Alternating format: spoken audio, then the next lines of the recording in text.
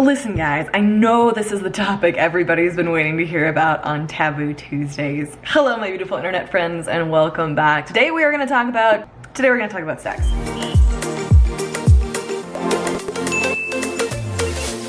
And welcome back to my favorite series here on the channel, which is Taboo Tuesdays, where we tackle topics that was a lot of teas that are difficult to talk about or people struggle to ask questions about. And so I open it up for discussion, and a lot of people asked about intimacy, about my sex life. And you know what? I think that's a really good question because it's not actually something, weirdly enough, that I spent a ton of time thinking about before I had my amputation, but it is something I've spent a lot of time thinking about after. Before we dive into this highly requested topic, I would like to thank our sponsor for the day, me.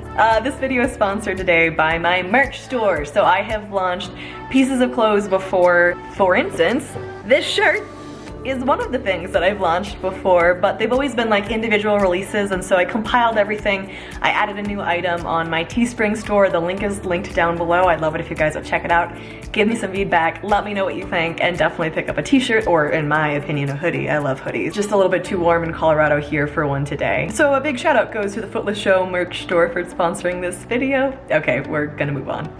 Let's talk about intimacy and sex. Not in detail, don't worry, we won't get graphic. I struggled a lot throughout high school and early college with body image. I struggled with an eating disorder pretty hardcore for a little while there.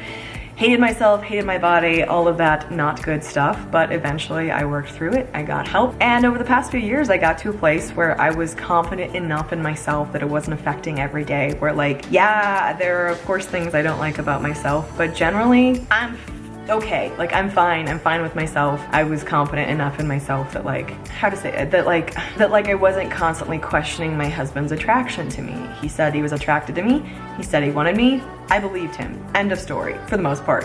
You know, of course there's days where you get insecure. Before surgery, before my amputation, we had conversations about how it was gonna affect him. Like he married someone with 2 legs, right? And now he was gonna be married to someone with 1.5. And that's a major change for him too. And how was he gonna feel about that? And all of that. And we had great conversations about that. And he assured me that he really didn't think it was gonna change how he thought about me at all, or how sexually attracted he was to me, or any of that. For the record, that's been accurate on his side of things. And I thought because that was the case, that it wouldn't affect me at all. I was woefully incorrect. Intimacy can already be complicated for me because of the culture that I was raised in and because of the trauma that I've gone through, but thankfully I have a fantastic, amazing, patient, incredible man for my husband. But this amputation threw another wrench into that part of our lives, where suddenly I was intensely insecure and felt really weird not being like entirely covered up all the time, and like didn't want him to look at me or didn't want him to see me, no matter how many times he told me that he was attracted to me. And as much as I would love to say that like becoming an amputee hasn't affected my sex life, yeah, it definitely has, but it's not been because of external factors, it's been because of internal factors. It's been because I am suddenly dealing with a lot of insecurity that I didn't deal with before, and I'm working through it, and it's gotten a lot better over the last few months. Pain and surgeries obviously also affect intimacy. If you're recovering from surgery, there's kind of a stop on that, and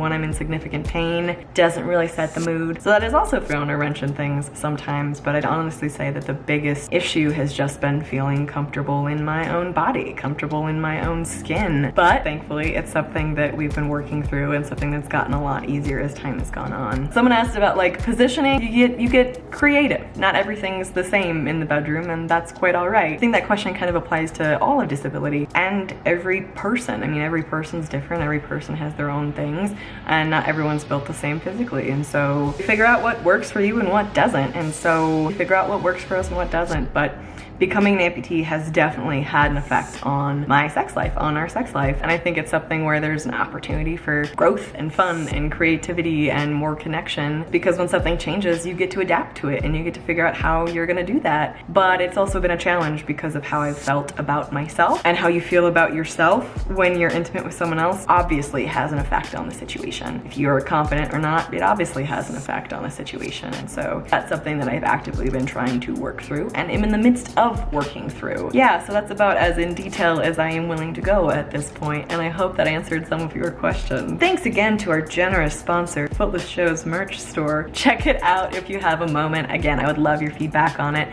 Love to hear what you think, and I would super love it if you found something you liked and wanted to get that, bring it home for yourself, wear it, post a picture, send it to me so I can see it and so I can post it on my Instagram for the world to see, because I love it when you guys send me pictures of you showing off my merch. Thank you, keep those coming. As always, but never for granted, thank you so much to all of my patrons on Patreon. Today's patron of the day is Megan Kiefer. Megan, thank you so much for being a part of my group, my team, my support group over on Patreon. I appreciate you. Thanks so much for listening, guys. I look forward to seeing you in my next video. I look forward to next week talking to you guys on Taboo Topics Tuesday.